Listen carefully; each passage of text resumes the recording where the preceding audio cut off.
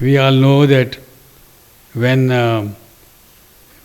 Muslims of subcontinent, they were struggling for their independence, there were two resolutions passed. Number one was a separate homeland for Muslims in the subcontinent, and the second was the situation in Palestine. Palestine is suffering for the last 100 years, and it's not a small affair. It has been a subject of conspiracies at the international level. And the first step that I would suggest is that the neighboring countries, especially Egypt, they should try to have a united stand evolved between Hamas and Al-Fatah. That is the basic step.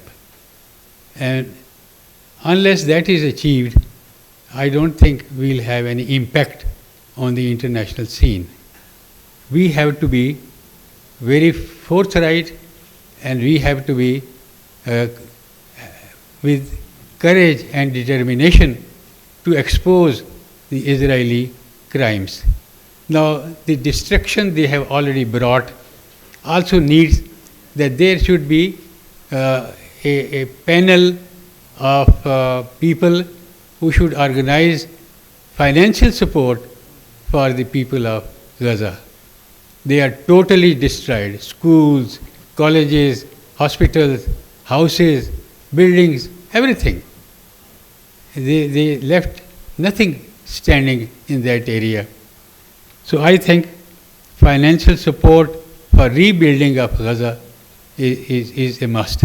Only showing our lip service as a sympathy is not sufficient. We have shown a little lip service for the people of Kashmir, and that is also now in a stalemate level. We have to revive it, and with my brother Afridi as heading the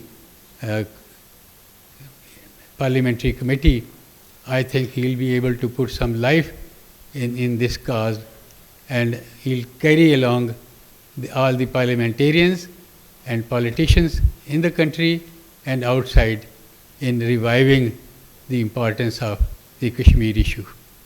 I thank you very much, and I am grateful to Muslim Institute for organizing this seminar.